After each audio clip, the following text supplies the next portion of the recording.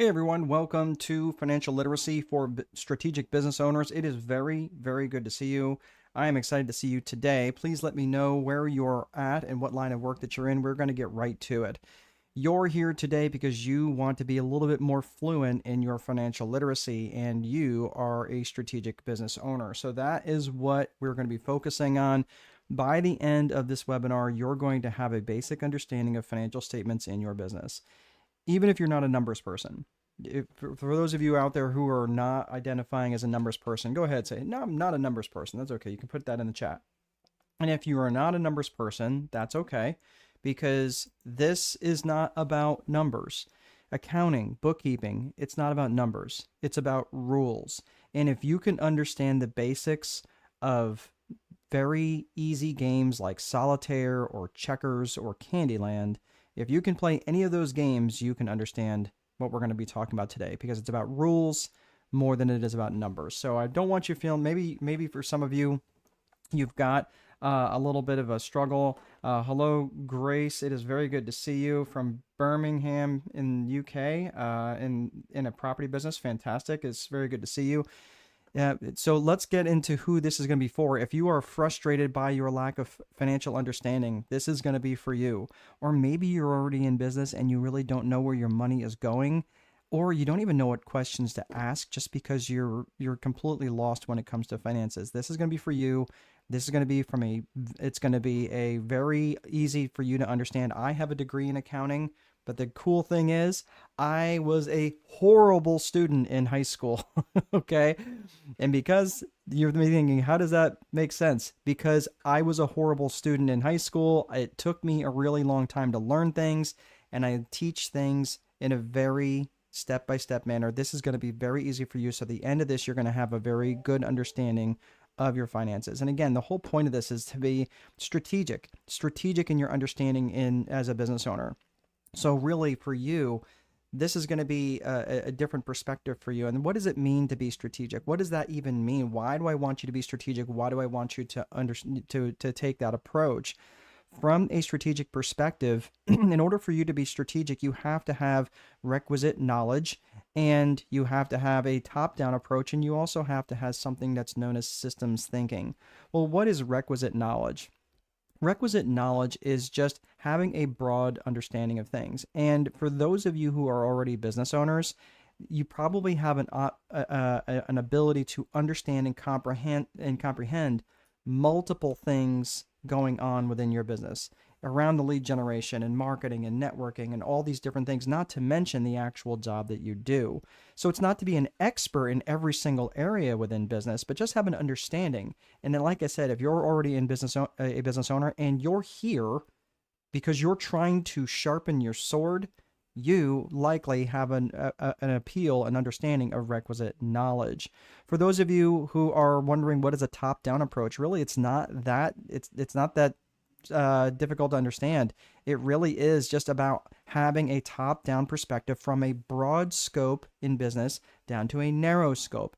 And we're going to be talking about that and understanding more of a strategic approach from a top-down perspective, and also having a systems thinking approach. You might be thinking, what is systems thinking? Systems thinking is actually born of this guy who was a psychologist. He wasn't a psychologist, he was actually a biologist.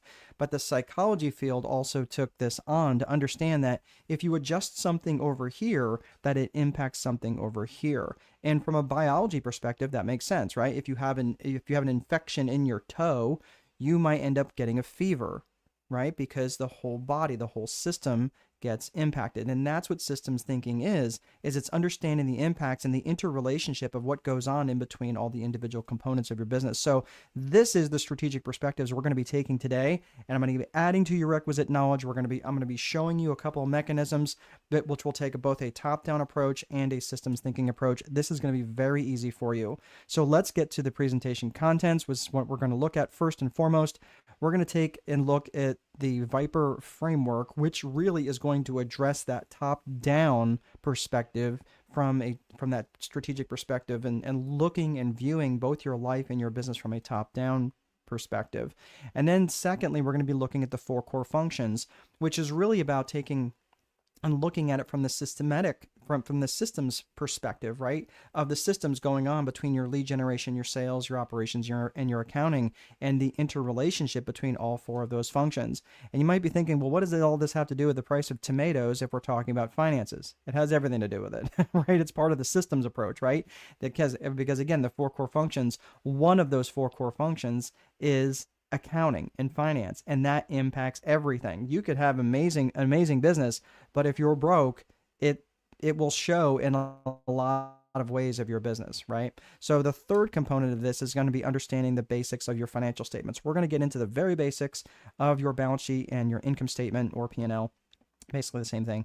Balance sheet is different. Income statement and P&L are basically the same thing. I just want to make sure you understand that. So, and then understanding where is all my cash, and I want to talk about a phenomenon called growing broke. And there are a lot of different ways companies can grow broke. And I'm going to show you one way that you may not even realize is going on in your business. And I'm going to make sure that you understand this today so you can prevent that from going on. So one of the things I want to talk about really quick at the very end, I'm going to be making you an offer to join my community. If you want it, great. If you don't, no problem. You're not going to hurt my feelings. We have quite a few people in the community already, but I'm just going to be talking about that at the very end. I'll let you know when that is. So if you're not interested, you can hop off. But at the very end, I'm just letting you know because right after this whole session, we're going to be hopping right into a Zoom call in the community. So if you're interested, you can go over there, you can buy it, you can jump right on the call right after this. So I'm just letting you know this now so you can plan for it because it'll be at 5. Right now it's 4:15 Eastern. So at 5:30 Eastern, if we wrap up a few minutes early, and that way it'll give you a bathroom break and go grab some coffee or some water, whatever your drink is, your beverage of choice, and then you can hop on that call right at 5:30 if you're interested. So I'm just letting you know all of these things right now up front so you can so you know. So there's not like another shoe that's going to drop, and if you're interested, I can let you know that. All right, so let's get to it. We've got a bunch of people joining us today. Grace, again, hello. We've got Ben from London in the hospitality business. Oh, we've got several people from the UK today. Very good. Thank you, Ben. Good to see you. And Sam Barnes from Ontario, Canada, and I'm in the window cleaning business. Sam, I feel like we've met before, haven't we? You have a very familiar name. Glad you could join me today. And from Nigeria in healthcare. Hello, Festus. It's very good to see you. We are got a lot of people internationally burning up the webinar today. Very good. We've got a few people joining us on LinkedIn and a couple from YouTube. No one on Facebook. All right, all good. Well, you guys are.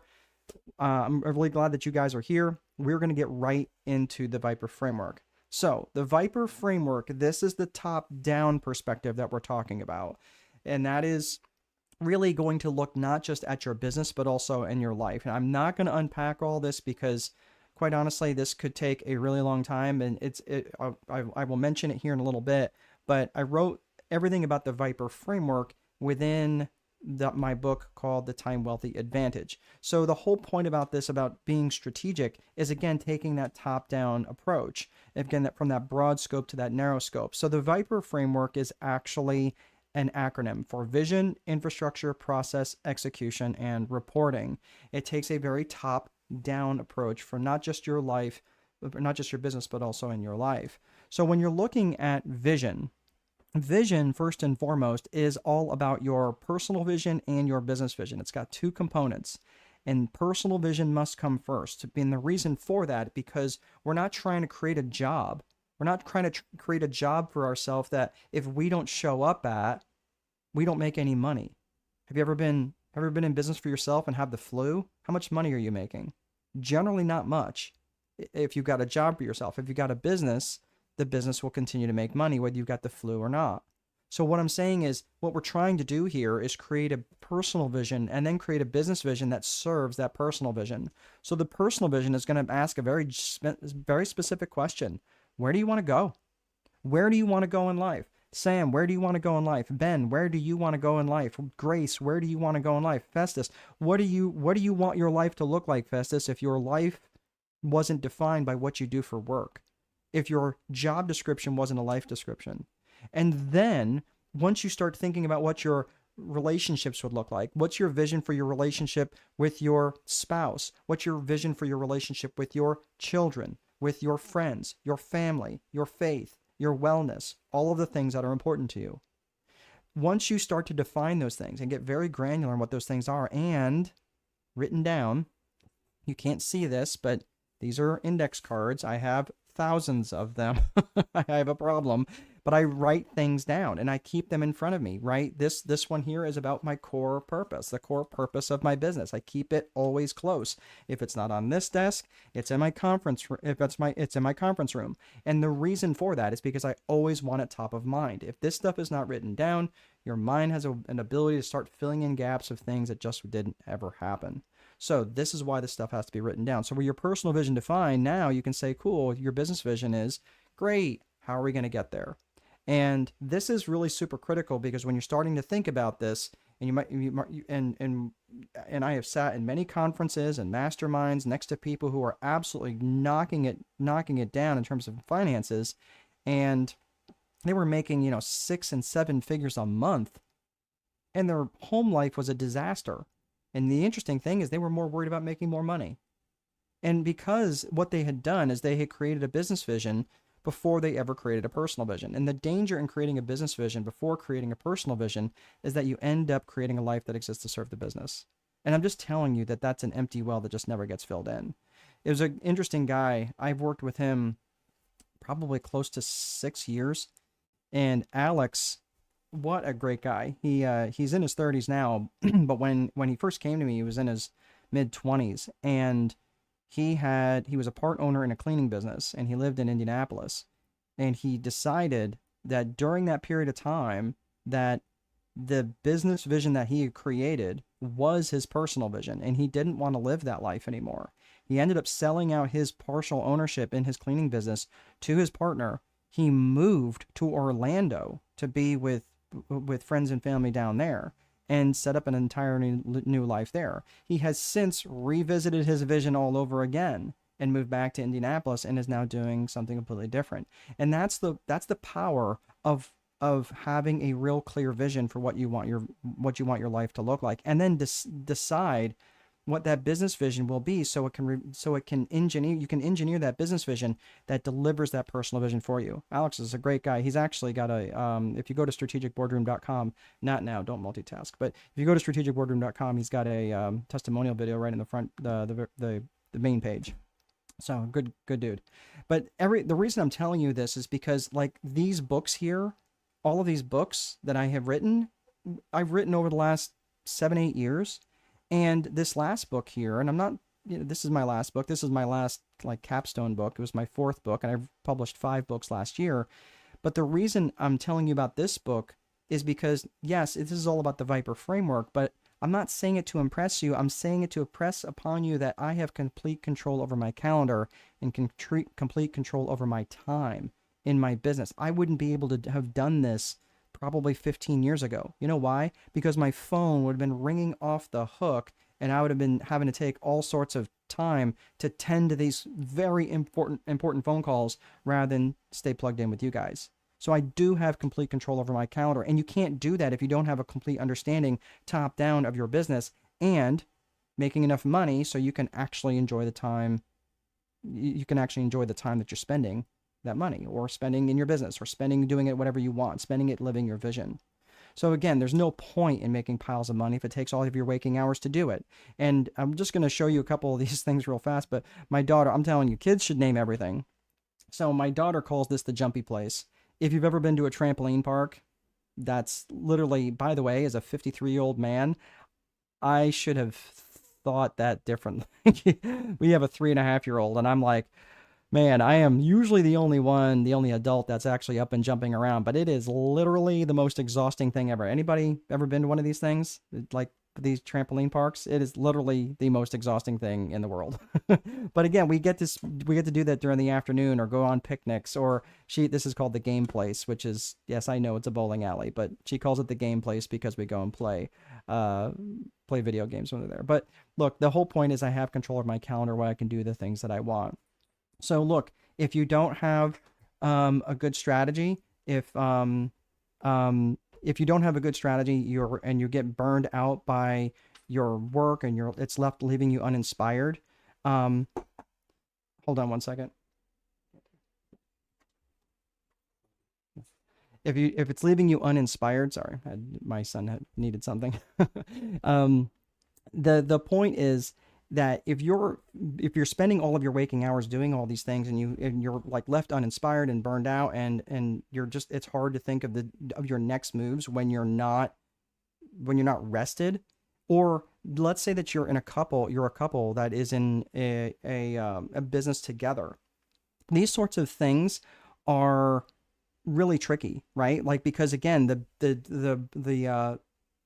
date night that you guys set aside, the date night that you guys were looking forward to, becomes a board meeting where you just talk about work all the time. Ask me how I know.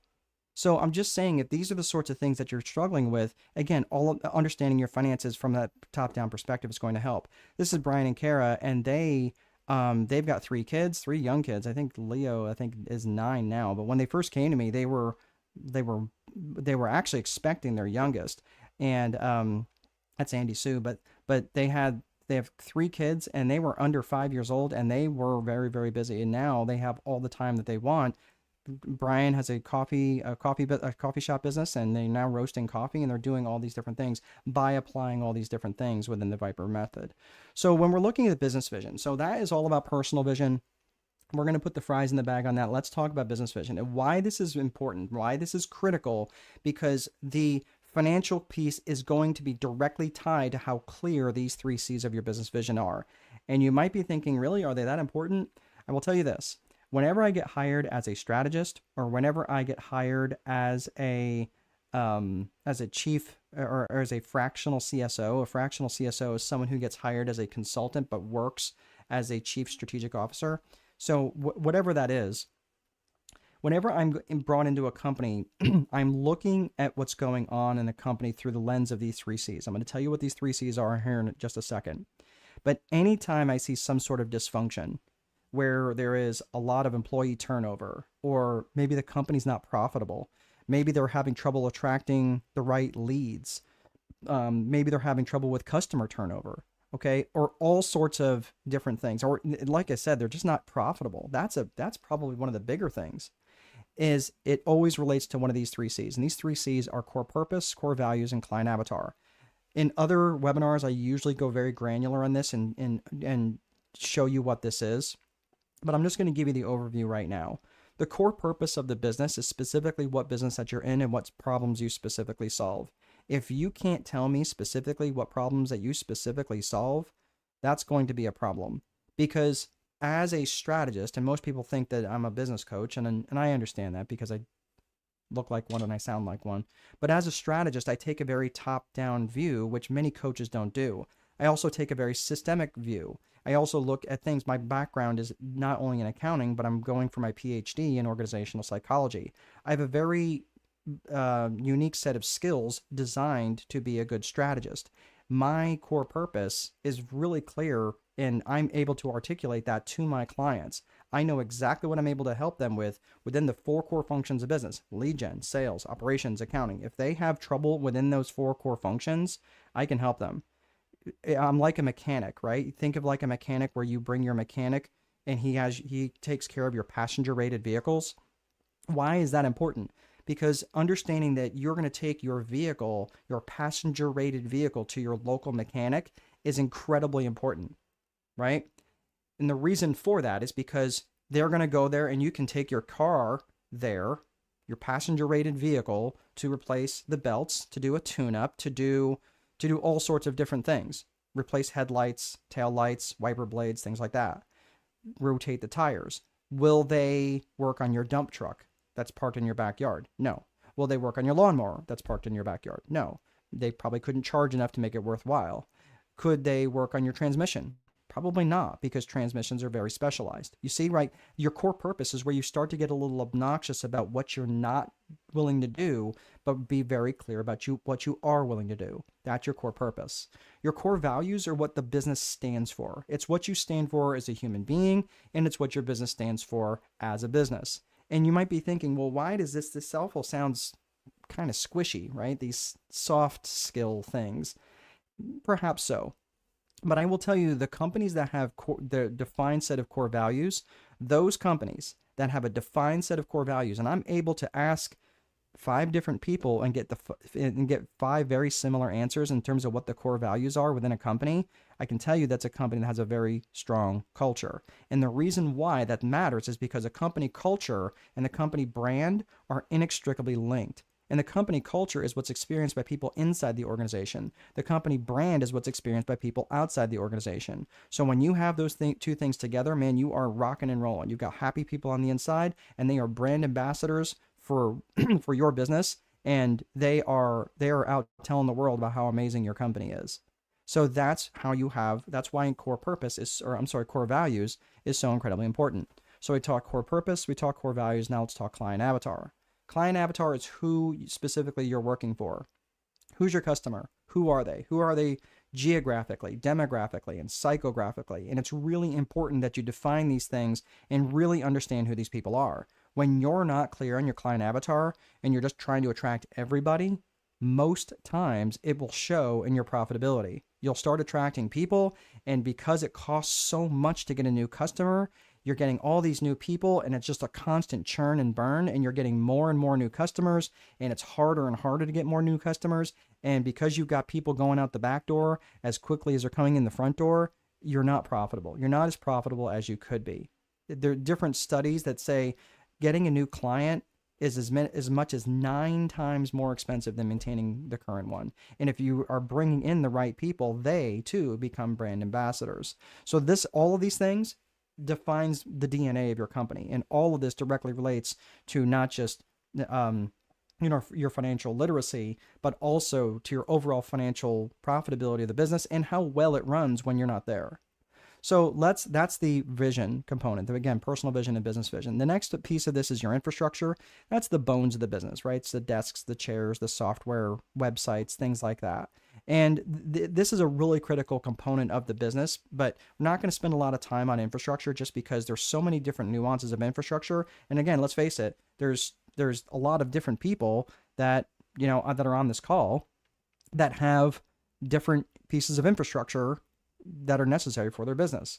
Ben has said too many times, don't do it. Yes. I'm not sure what you mean. I'm trying to think of what I said. I asked a question. How many times? What did I say? Sorry about that. I can't remember what I said. I'm sorry. It's just streaming. Thank you, Ben. I appreciate you plugging it. So by the way, if you guys have questions along the way, go ahead and plug them in. Just make sure that you're saying like specifically what that is, because usually if I see it up there, I'll let it get to a natural stopping point. But if you say, hey, what does that mean? And I'm not going to sure what that you meant. So that way I can go back to it. So, the jumpy place. Yes. Yeah, that's like a heart attack in a bottle. Yeah, it is. It is. Yeah. But by the way, jumpy place it just makes much more sense to call it the jumpy place, not the trampoline park, because no 3-year-old can say trampoline park, but they can say jumpy place. All right, so that is the infrastructure. Let's get to process. So we talked vision, we talked infrastructure. Let's get to process. Process is just simply how you do stuff, and you're going to look at it from both a tactical perspective and a strategic perspective. So the tactical perspective is really what you're doing day to day. It's your opening procedures, your closing procedures. It's how you answer the phone, different things like that. Your strategic processes are basically your long-term view and how you're going to plan for actually driving this boat that you built out of the harbor and go make some trouble, right? So the infrastructure and the tactical part of process, that's the system. That's like the battleship. You built this warship. Well, you don't want to leave it just moored to the harbor to get blown around by whatever economic winds happen to be coming, blowing around at the time.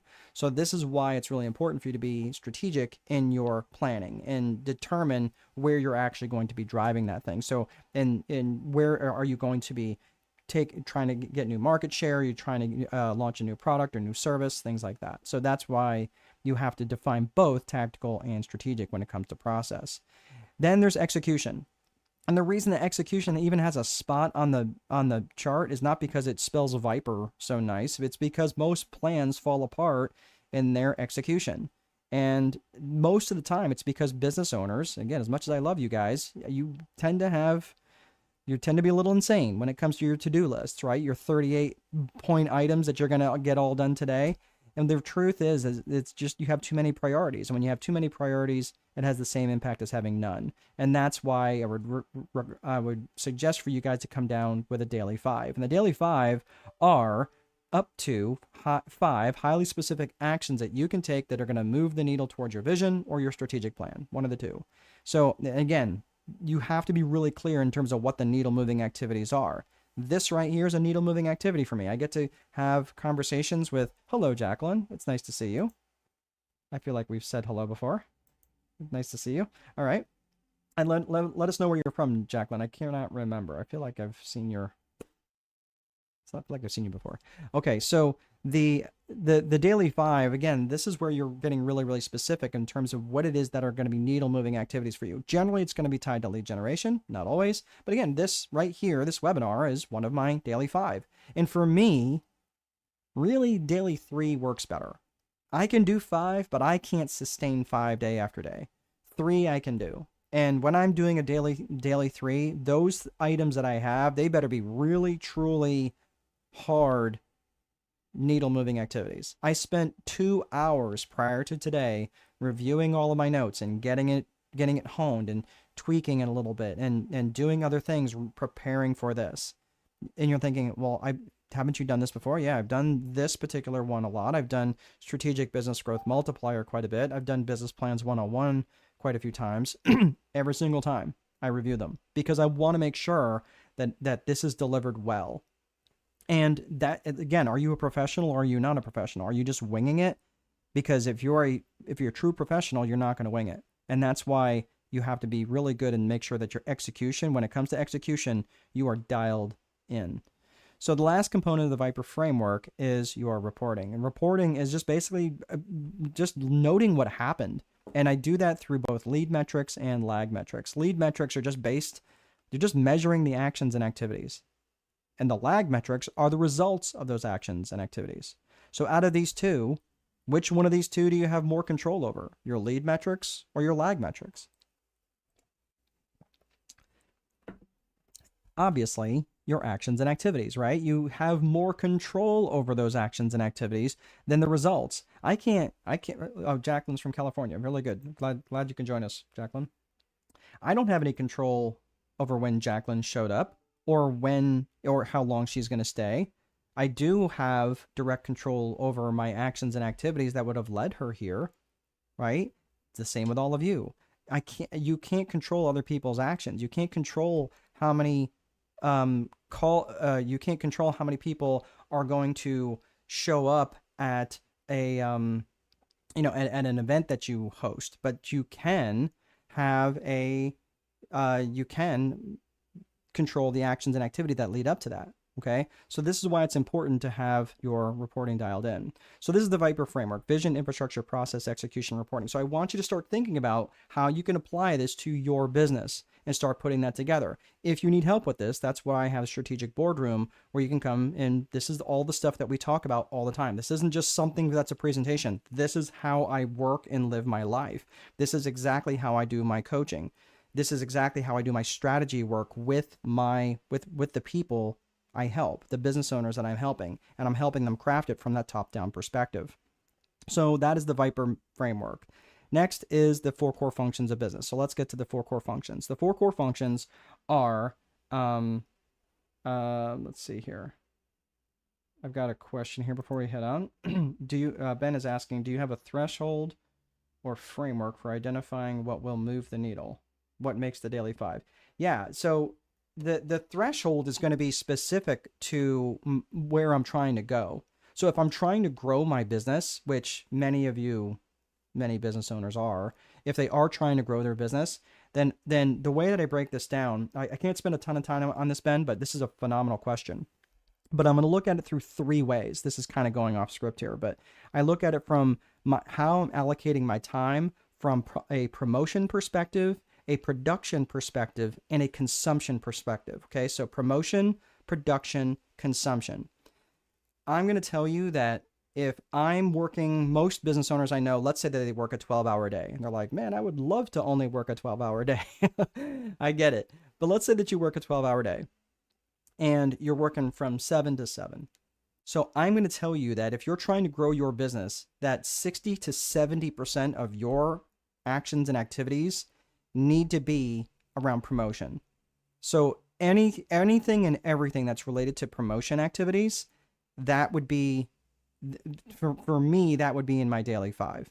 Everything that's related to promotion activities would be part of my daily five. I probably wouldn't have anything related to production in my daily five, nor would I have any consumption in my daily five. So what I mean is with daily five is these are the needle moving activities. These are the things that really truly going to have have the greatest impact on my ability to grow my business. So that might be, well, I'm going to post, 30 times a day on Facebook. Okay. And that might be one needle moving activity for you. Okay. If you say, well, I'm going to make 3 cold calls, that's probably not enough, right? I would base it around the type of activity, not necessarily the number of iterations within that activity. So again, break it down between promotion, production, consumption. So let's say it's 70% of my day, that would mean, what is that? Over if I'm looking at 60 to 70% of my time on a 12-hour day, that's what, 7.25 hours? Okay, so this is where you'd have to start thinking, okay, so if it's 7.25 hours from my promotion, then that's going to leave, let's say I need to take about an hour and a half for consumption, which would be lunch, rest, reading, just chilling, and again, I spend a lot of time reading. And then on the other side of that would leave about 3.25 hours for actual production. You're like, man, that does not leave much time for production. Yeah, you're going to be busy. So this is where you're going to have to start to allocate more time to promotion than production. And most entrepreneurs, by the way, they flip that around. They have a completely backwards way of doing this. They spend so much time in production. That's the reason they're not growing. So Ben, thanks for going. Yeah, absolutely. More than happy. Oh, I'm sorry, Jacqueline. Okay, yeah. The issues signing in. I do apologize for that. Davida, what if you have leaders that do not like to train? If you have leaders that don't like to train, then my suggestion is you do it anyway. You train yourself. You find ways to learn this. Or again, if it's something that the leaders will only do that, I'm telling you, like there's so much ability to learn just about anything right now. And I don't even know how many books. I probably should count them. I would say probably close to 1,000 at this point. It's a substantial library. I have a problem, but I probably have to live to like 200 years old to read them all. But my point is, I read a lot. And not only am I reading a lot, I study a lot. So it means I go back through the same things that I've read multiple times, because my job as a strategist is to know things that my clients don't. So I train all the time. That's not really, sometimes I consider that production, sometimes I consider that consumption, but it is absolutely not promotion. So, and I know I'm tying 2 different topics here together, but if you have leaders that don't like to train, look, either train yourself, and if it's really that big of an issue, you may need to find another place to go, because that also speaks to something going on within their core values of the company and the company culture. So I do apologize for that, David. Because that sucks. And you're from Omaha. Excellent. All right. So the 4 core functions of business. Now, I just want you to understand this. So remember earlier on, we were taking that top-down approach, which is the Viper framework. Now we're taking that systems approach, okay, where we're going to be looking at the interrelationship. And this is where we're going to start to incorporate the things that we're learning today, which is around the whole financial literacy piece. So this is really important for you to understand these 4 core functions. And these 4 functions are lead generation, sales, operations, and accounting. And your customer's journey through your business happens in that order. So it's really important for you to understand the interrelationship, the system, right? That you're looking at what goes on in between each of these components. That's systems thinking. And if you're looking at, if you want to look that up, it's actually called, I think it's Gestalt systems thinking, Gestalt. Look at what that does, because really when you're looking at this, you actually start thinking, oh, that's the interrelationship between accounting and lead generation and sales and lead gen and sales and operations. You start thinking as a systems thinker. And that is going to help you be much more effective as a strategist. So when you're looking at the 4 core functions, look, everything has to lead back to your lead generation function. This is the oxygen for your business. If you don't have a good lead generation function, I'm telling you, you're going to struggle. Because the truth is this: you can have the most amazing product and the most amazing service. You can have the best, most efficient business overall. You can be an absolute paragon of truth and justice and virtue. Your sales technique is so completely dialed in that you could sell ice to Eskimos and voting booths to Castro, and you can still starve. There's just no way you can get around having an effective lead generation function, and your accounting function must support it. Meaning with money and time and resources and all the things. There's just no way of getting around it. And so many, I see, and again, I'm guilty of this. Because my accounting background, and accountants tend to be a little bit more on the conservative side, we would like try to hold the purse strings back and not fund certain things that were really important, that would really move the needle for what was going on in lead generation and sales. And that's a very backwards way to think, to handle things. Like, well, you go make the money and then we'll give you more, right? Like that's, sometimes when it comes to lead generation, you just have to experiment. There's no sure thing when it comes to lead generation. This is one of my clients. He was a past client now, but I worked with him for probably 5 years, and he was starting a fractional CFO business. He was a fractional chief financial officer. Companies would hire him in, and these were companies that we decided that were between 10 to $30 million in revenues, and these were smaller companies. I mean, that may sound like a lot, but they're actually small construction type companies. But when we got this figured out, and he's holding a check there, and I'm going to zoom in on that check so you can see that amount is $50,000. Once he defined his lead generation source, once he figured out where to find these people, and he really got clear on his client avatar, within 6 weeks he signed 2 clients, one for $50,000 and one for $30,000, and that was one of the checks that he took a picture and sent. So I'm just telling you, look, you can never take your foot off the gas when it comes to lead generation. So when you're tying lead generation into sales, and then sales is just what continues the conversation that started by the lead gen, and then it goes, you understand that effective selling is about finding solutions. And the operations function, if you're going to get stuck, generally you're going to get stuck in the operation of the business, whatever it is. In the accounting, if you're going to struggle, if you're going to ignore something, generally it's the accounting that gets ignored. So the accounting function, what does that do? Well, it collects the cheddar, right? It collects the money.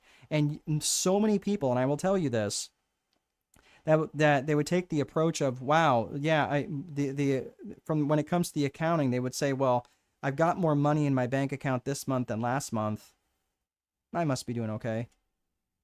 And I'm telling you, like, I have a degree in accounting, and I have said those exact things.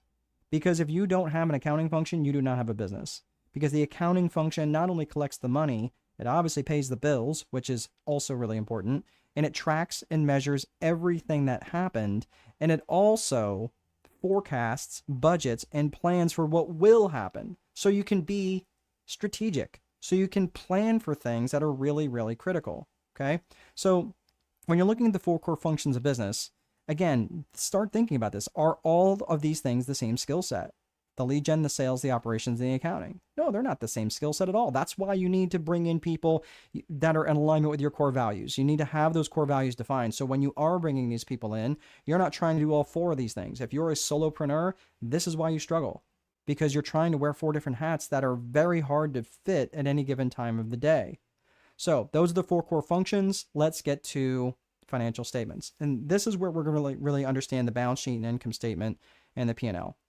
So when you're looking at your financial statements, there are 2 main financial statements that you need to understand, and that is the balance sheet and the income statement. If you ever hear of anybody calling it a P&L or a profit and loss, I'm letting you know, income statement, profit and loss, P&L, they're all the same exact thing. They are not any different. So I'm just telling you, the only difference is the vernacular. So balance sheet is one set of financial statements. The income statement, P&L, profit and loss is a separate set. So I'm just letting you know there is a difference between the 2. When you're looking at your balance sheet, there are 3 main components to a balance sheet. So this is where we're going to get into a little bit of the weeds on the financial statements. So again, I can't get into all the interrelationships between balance sheet and income statement, but for right now, again, this is just to get you a basic understanding of the rules.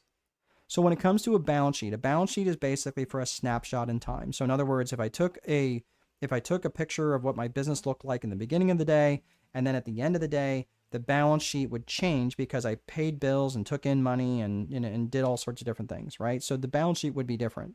So I'm just letting you know it's a snapshot in one moment of time. So the balance sheet, again, measures three things. It measures your assets, which is what you own. It measures your liabilities, which is what is owed to others. And then the equity is what conceivably was what the business is worth on paper. If you sold all the assets, paid all the liabilities, and what was left over would be what was worth on paper, what it's worth on paper. So I just want you to understand, like, the balance sheet is just a list of balances. That's all it is. So if you're looking at your checking balance, you're looking at the value of your accounts receivable. If you're looking at the value of a car that you might own, those sorts of things, just the balances. That's all it is. Okay. So I'm going to give you an example here in just a second. When you're looking at the income statement is also known as a P&L, or profit and loss. This is also made up of three main areas. This is your revenues or your sales. This is your expenses or your payments, and your net income, which is also your profit. So where the balance sheet is basically for a snapshot in time, so it's basically at a point in time in a day, the income statement is over a period of days, right? So what are the total sales over this period? What are the expenses over that same period? And then the sales minus the expenses, or the revenues minus the expenses, equals your profit. So that is the difference between a balance sheet, which is again, measures three different things: what you own, what you owe, and what it's worth. That's on one sheet. And then the other sheet is over a period of time. Okay, so those are the two main areas. This will make more sense here in a second. So I'm going to take myself off the screen because this is teeny tiny little words, and I know you can't possibly hope to see that. But what you're seeing here is a balance sheet. And for those of you who have a copy of the Time Wealthy Advantage, so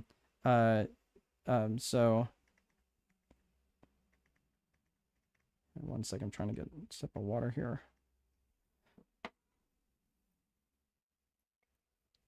Okay, thank you.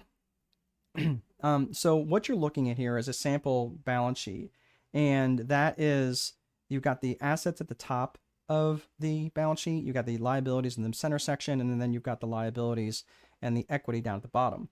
So that is going to be really important. So it's important that you understand that it's laid out in this way. Assets are always at the top, liabilities are in the middle, and then the equity, assets minus liabilities, is the equity at the bottom. So let's go through this a little bit at a time. Let's look at the top section first, which is the assets. So everything here, for those of you who live outside the United States, and many of you know, I live in the Midwest in the United States, this follows something called GAAP. So this means that it follows generally accepted accounting principles. So you might be thinking, okay, what is GAAP? Well, if generally accepted accounting principles means that if you are international, or you have let's say, again, you're in Nigeria or you're in the UK or whatever, and just because this is showing dollars on the screen right now, whatever currency that you're in, generally this is followed internationally, generally accepted accounting principles. So I just want you to understand that this is universal no matter where you're from. Okay, so that is the balance sheet, and the assets at the top. So what you're seeing here at the very top, again, is that if you've got cash in a checking account, that is the cash balance, which is $10,350. The accounts receivable is what is owed to other people. Okay, so so in other words, let's say for argument's sake that you have an HVAC business, right? HVAC. So let's say for argument's sake that hold on one second. There we go. Sorry. Let's say for argument's sake that you have people that owe you money, and they owe you $101,000 and they haven't paid you yet. So you did it like a few minutes ago, and you just got done with the job, but they're not going to pay you for 30 days. That would wind up on your accounts receivable. That's all that is. It's just a balance of what people owe you and they haven't paid yet. So if you do only cash, you generally wouldn't have accounts receivable. Okay. Now let's look at the vehicle. So let's say that you have a 2019 van, Ford van. If that Ford van it's listed at $29,970. So that is actually listed at book value. So when you're looking at book value, now you might be thinking in the United States, it's like, okay, is that Kelley Blue Book value? No, that is not Kelley Blue Book value. That is not the value of the vehicle. That's actually, it's called book value, meaning what you purchased it for. So you might be thinking, well, what if I've owned it for 5 years? The thing's not worth $29,000. That would be something that you'd put on there called a contra asset, which would be accumulated depreciation. We're not getting into that right now. This is just a very basic balance sheet that I just want you to understand.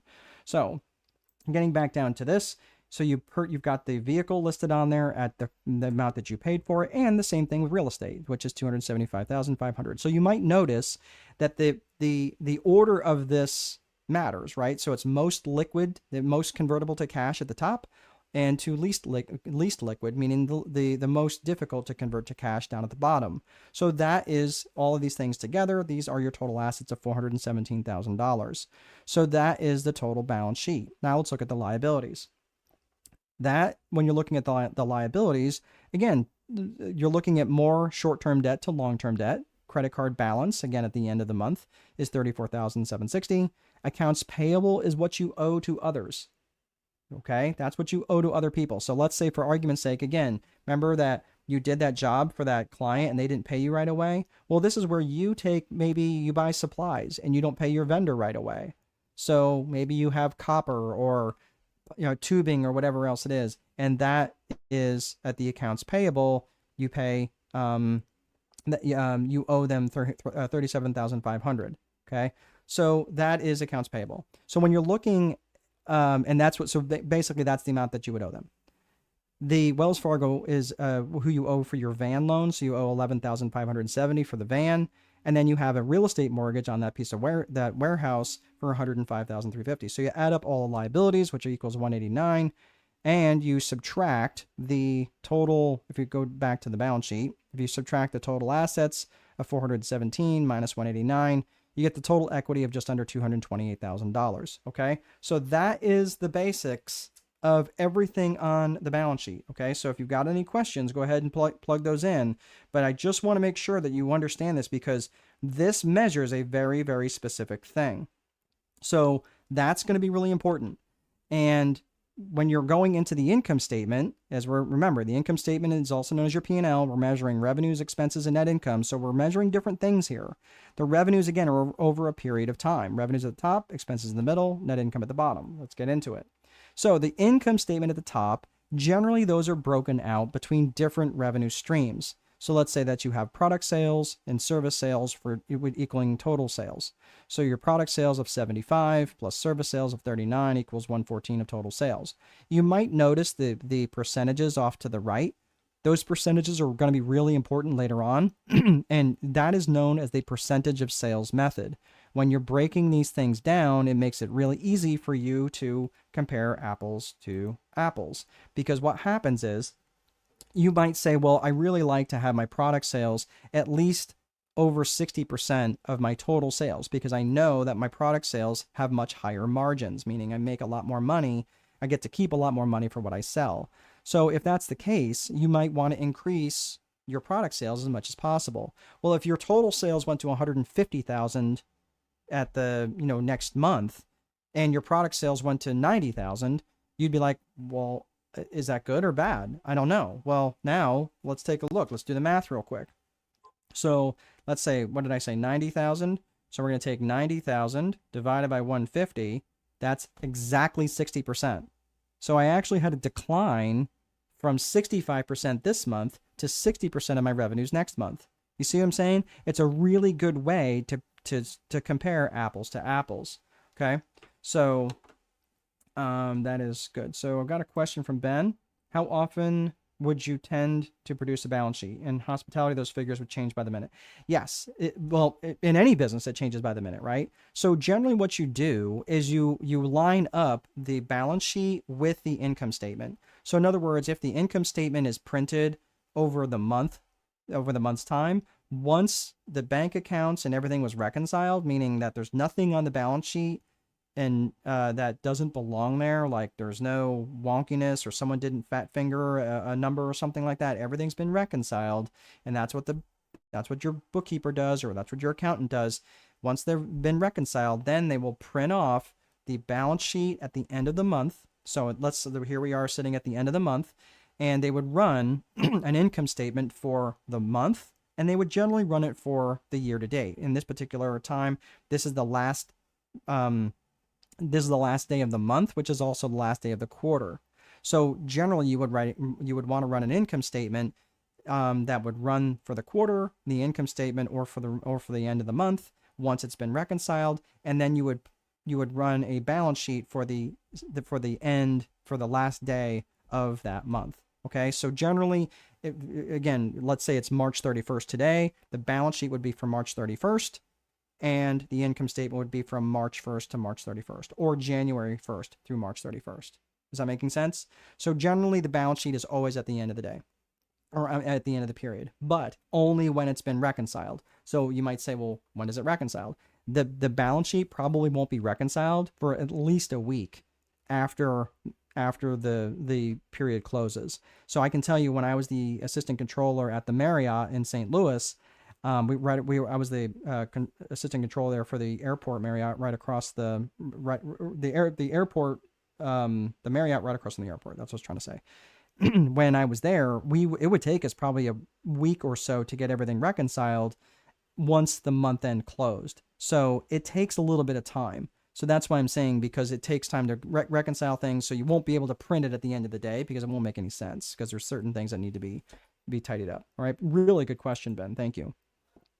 So, so that is your revenue. So now let's look at the expenses, and let's get this back down, because you want to see the numbers. You don't need to see my mug. All right. So let's look at the expenses, which is the center part of the income statement. So the expenses, again, these are things like raw materials. This is what you paid for over the month, okay, or over the period, whatever. It could be a period, month, time, quarter, year, whatever. So this is what you paid over, let's say, the month's time, $34,000. And you'll see the 29.8% to the right there. Again, that's the percentage of sales. That's the percentage that gives it kind of an even playing field, an apples to apples comparison when you're looking from month to month. Because again, if the raw materials goes up, but as a percentage of sales it goes down, that means you're being more efficient with your business. That means you're being more efficient with your raw materials, or maybe the prices went down. You got your insurance expense, your interest expense, your commissions expense, all of these different things that you've paid for over the period of that month. And then your wages, of course. Generally, wages are almost always going to be the highest expense item, the highest line item on an income statement. So that's what you can expect. Again, that's 39.5% of total sales, and then your total expenses are $96,000 when you add those up, and then your net income is $17,000. So you subtract off. Again, you go to the top, taking total sales, $114,000 minus 96 equals $17,000 net income. Okay, so you might be thinking, that's great, but what does this matter? Why should I care? What does any of this have to do with the price of green beans? Well, I'm glad you asked, and I would be happy to tell you, because all of this stuff is, you're like, okay, so now that I know this, what do I do with this information? And that's where it starts to get into a little bit more granular strategy, okay? Because are these numbers, are they good? Are they bad? Well, I mean, it depends. It depends on what kind of operation this is, right? If it's a plumber, it's a pretty small plumbing operation, right? If it's a hotel, that's a very small hotel operation, right? Like, it just depends on what all of this stuff is. So I'm just saying, you have to understand what you want to do with these things, and that's where you start looking at different metrics. Okay, so you might be thinking, hey, dude, where's all my cash?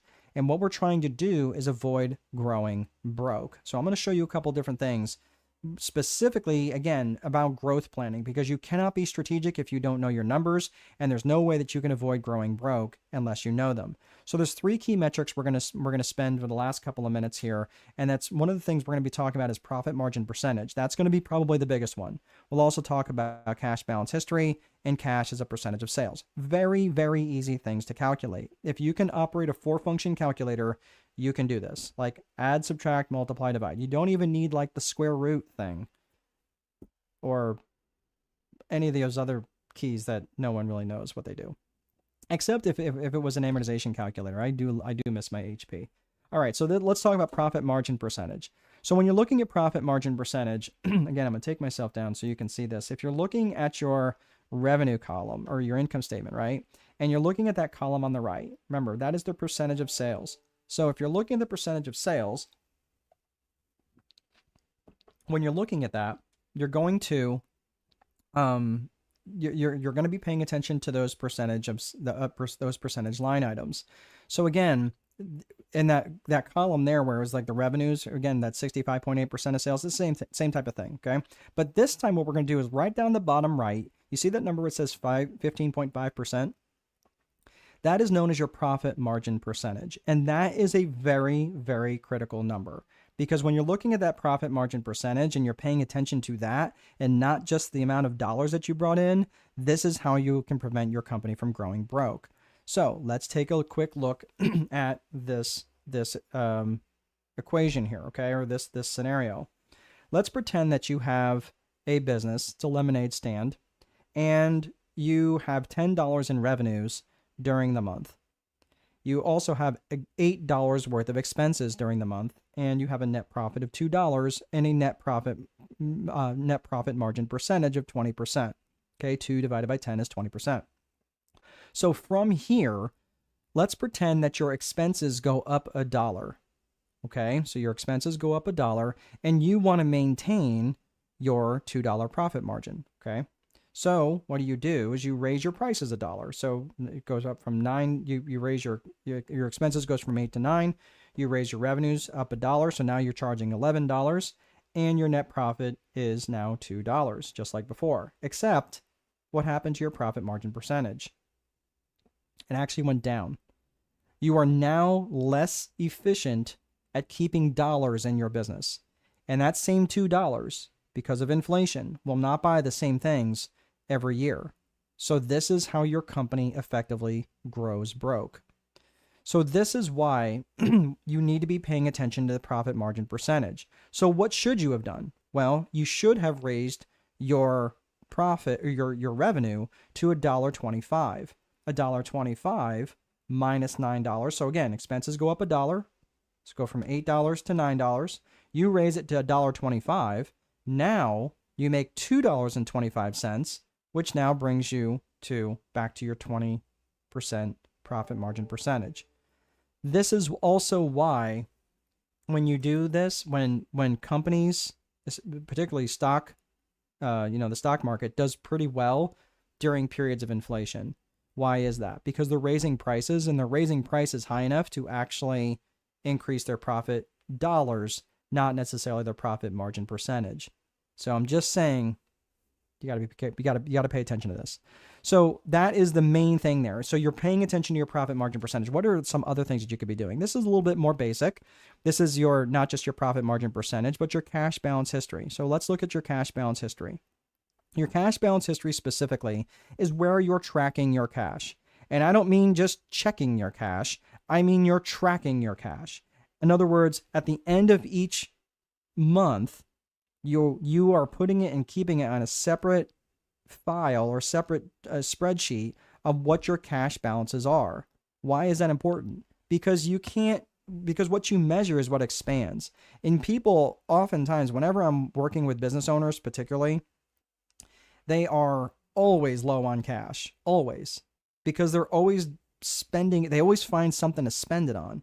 And I'm telling you, and this is something that I learned from the book Great by Choice by Jim Collins and Morton Hansen. And in that book, there were companies that they tracked over the course of 30 years. And these were companies that are extremely well known. Southwest Airlines, Microsoft, those of you who know Stryker, Amgen, Intel. These were companies that had really had massive amounts of growth over a period of 30 years. And one of the things that they paid attention to was the fact that those companies had 3 to 10 times more cash on their balance sheet than their industry counterparts. And it wasn't because they were already gigantic behemoths. This is when they were still back in startup phase. But they still, Bill Gates was obsessive about making sure that he protected his cash position within his business. And I'm just telling you, most business owners, they don't have near enough cash. And when you have cash, you have options. And when in this particular case, those companies that had cash, They were able to weather the storms when they came, and they were also able to take advantage of good luck events when they came. So I'm just telling you, when you have cash, you have a lot more options. So I always want to make sure that my cash is growing. Always want to make sure my cash is growing, specifically as it relates to my total assets. So the next thing I'm going to be tracking is cash as a percentage of sales. This one's a little bit trickier, not hard. Okay, we can do hard things. So I'm going to show you what this is. I'll take myself down again. You can see this, and this will be where we're going to put the fries in the bag after this is done. So what we're going to do is we're going to take two numbers, and we need two numbers here. Yeah, I get it, Ben. And that was me too for a long time. Let me make that point. I struggled in business. I can't even tell you, for the better part of almost 2 decades, because I was always in debt, out of debt, have some cash, lose my cash, back in debt. I get into that pay off debt cycle. I can't even tell you, dozens of times, until I really started focusing on my net cash, on my total cash. And I keep cash in lots of different buckets. Okay. Some of it in precious metals, some of it in crypto, but most of it is highly accessible for me, where I can access it very quickly if I need to. Again, because that becomes my wealth insurance. I said that the right way. My wealth insurance policy, right? People have health insurance. This is your wealth insurance. This is your health insurance for your company. This is your wealth insurance for your balance sheet. Okay. Really, really good, Ben. Thanks for sharing that. So Grace is asking, I want to check where you would add tax. I'm trying to think of what context you mean. So if you're talking about like income taxes would come as part of the income statement. Okay. But generally that would go on after the fact. So if you're talking property taxes, sales taxes, anything like that, that would be an expense item. Okay. So that's probably what you're thinking. There could be a reason to put taxes as an accrual on your balance sheet, like if you're accruing it. So in other words, if you know that your tax bill is going to be $12,000 and you could put $1,000 a month into what's called an accrual account, or an account basically on your balance sheet, and do that every single month. And then at the end of the year, you wipe that account out and you pay the bill, and then it becomes one expense over the course of the year. So that could be something like that. But generally, if you're thinking taxes, where taxes are being paid out, that would be an income statement item. Okay. So either way, whether it's property taxes, sales taxes, any sort of taxes, that would be money that goes out, that's paid over a period of time. That would be an income statement or P&L item. Okay. So hopefully that is helpful for you. Okay. All right. So what we're going to do here, let me take myself out of the way again. So what we're looking at here is we're doing cash as a percentage of sales. So we're taking two things, one from the balance sheet, one from the income statement, and we're going to take our cash, and there's our cash balance from our end of the period, right? So let's say it's March 31st. Here we are, the end of the quarter, end of the period. Here we are, end of the month, and we're going to take our cash balance of $10,350, and then we're going to go to our income statement, and we're going to take our total sales. Okay. So I like to track my cash as a percentage of sales. And this is a little bit more advanced, but you're going to say, okay, so my cash as a percentage of sales, it's 10,000 divided by 114 equals 8.7. Now you might be saying, great. Is that good? Is that bad? Is it indifferent? The thing is, I don't know how to answer that. It means here, let's give it some context. Out of $114,000 in sales over the period of a month, I have $10,000 in my total cash account. To me, that doesn't sound like very much, because basically less than 10% of my total sales I'm holding in cash. That to me sounds pretty illiquid. That means I don't have probably near enough cash. I would like to have multiples of cash, or multiples of sales. So I would probably want like $300,000 in cash to $114,000 in sales. Again, depends on the industry. I'm just telling you, this to me sounds extremely lean. And they're probably growing broke. That's why their cash is so low. So but the thing is, when you're looking at this as 8.7, again, I track this on a spreadsheet, and I'm just tracking it. 8.7, 9.2, 11.3. Now, again, you got to keep in mind what the math is, because you're dividing, right, the lower number. Sales could actually be staying the same, right, and cash is growing up, and that means that the cash is also going up. If sales is going up and cash is going up, then again, you got to keep up with that. You got to make sure that your cash as a percentage of sales is always growing. Okay. But what if your sales is declining? If your sales is declining, okay, then your cash as a percentage of sales will still go up. So again, you just have to understand the math of that. Play around with it a little bit, and you'll understand what I'm talking about. Okay. But the whole point here is you cannot be strategic if you don't know your numbers, and you cannot do that. In the whole purpose of this is to avoid growing broke. So I'm going to share this last fun story here, and then I will talk a little bit about if you'd like to join the community and learn and talk about all sorts of stuff like this, not just financial stuff, but around lead generation, around sales, around operations, around accounting, around being and thinking strategically, and all sorts of different stuff. We have all different sorts of trainings. We have a community call, which is actually going to be in 18 minutes. So it gives you a few minutes to learn about this. But let me tell you the story quick, and then we'll land the plane. So this guy, I'm going to take myself down again. This guy on the screen here, this guy is a bank robber. Okay.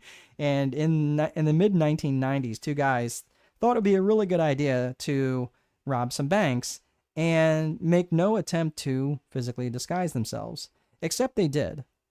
They covered their faces in lemon juice, and they fully believed that it would make them invisible to security cameras. Yeah, I'm not making that up. Okay. So these two, and of course they got caught within a few days, but these two researchers by the name of Dunning and Kruger, they looked into this and they really wanted to do a study on false confidence and how it plays a role for different people, not just obviously bank robbers, but everybody who has, like, when you start out on an endeavor, like how hard could it be, right? And everybody starts down on something down here at the bottom where they have very low confidence and they don't know very much. But when they start out on the endeavor, they start down that timeline and they're like, okay, how hard could it be? And their confidence is very, very high, very early on, until it gets to that peak of Mount Stupid. And all of a sudden, you realize you don't know what you don't know.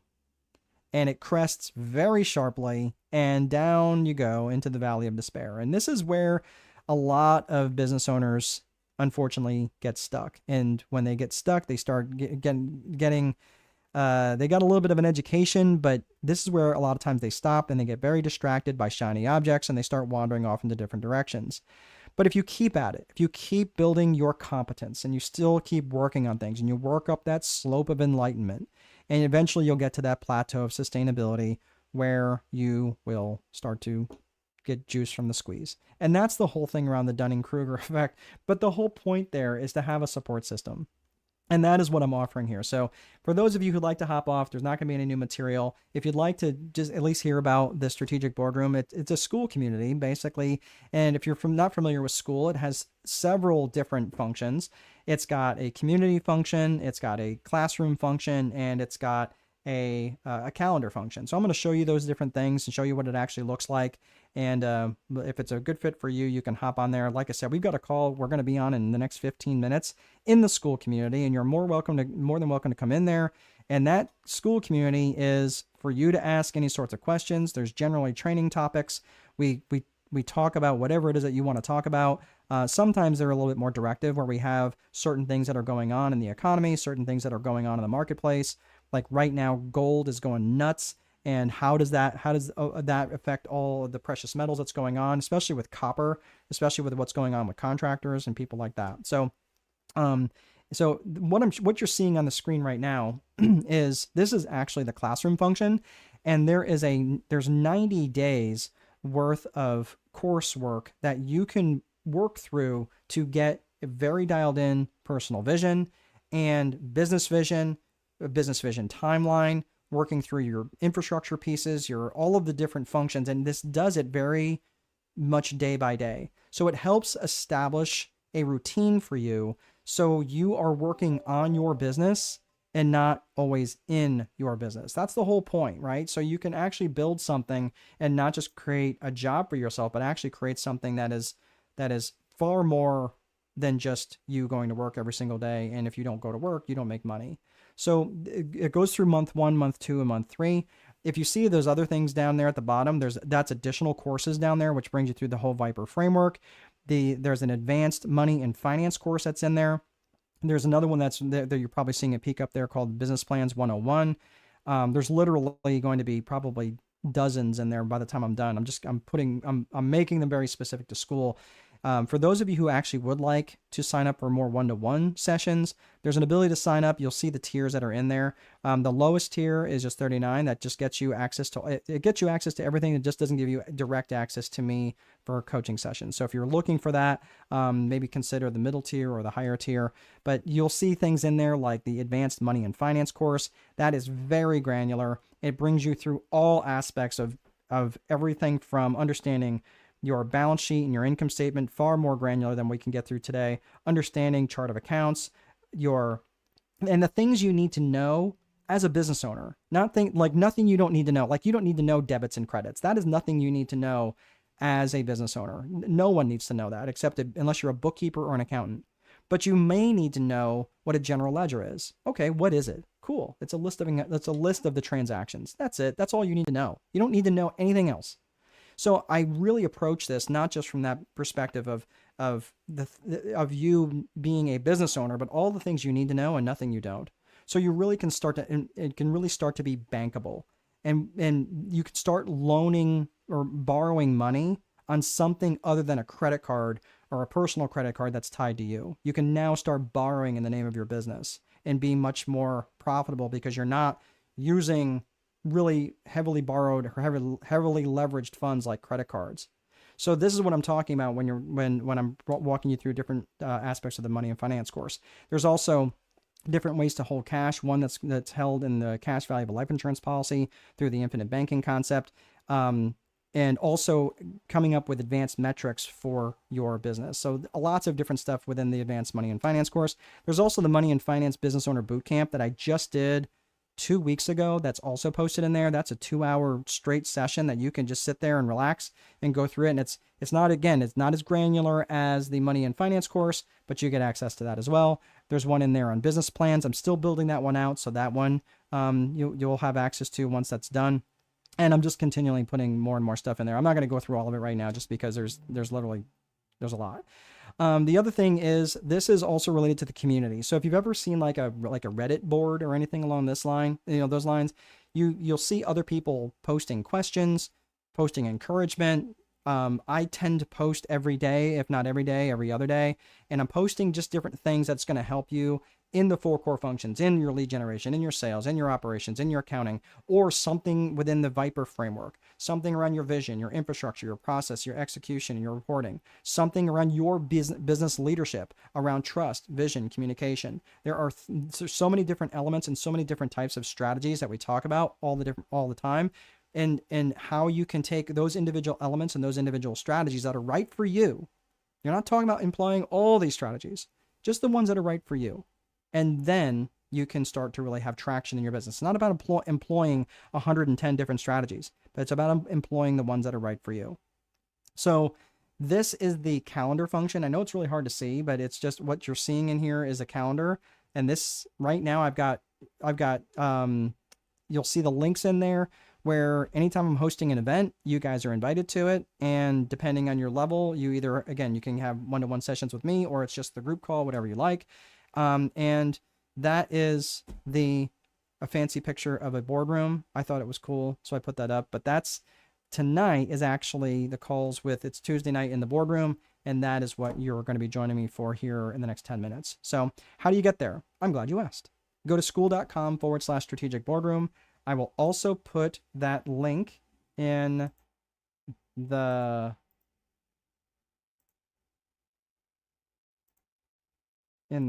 comments section. There we go. That's the word I was looking for.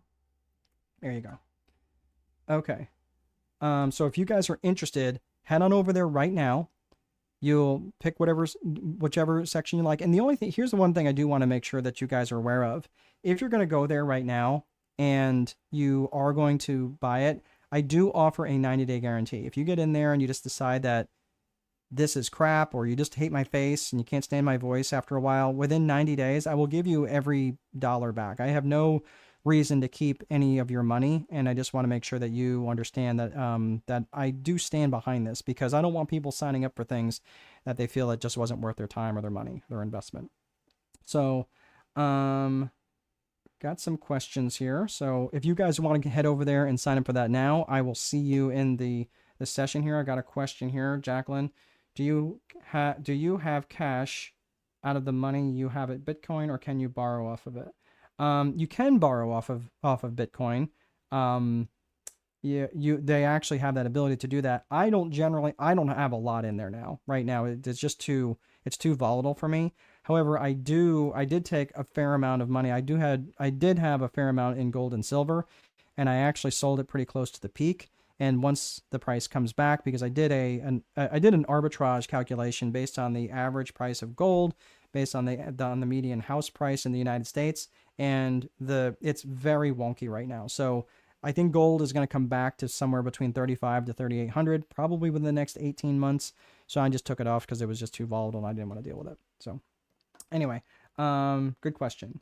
Ben has a question. Thanks, Mark. This was really helpful. We'll check out school. Let me see you in the near future. Wish you the best. Okay, very good. Ben, thanks so much for sticking around. And all right, and that is everything that I have, guys. So just to land the plane on here, with the school community, you get the group training. You do get the classroom video sessions. You get the one-to-one strategy sessions, if that is something that you would like. And of course, you can get all of that at school.com/strategic boardroom. And of course, that all comes with a money-back guarantee for 90 days. So that is everything I have, everybody. Thank you so much for sticking around. Have a great rest of your day, and I will see you guys in the boardroom. Take good care.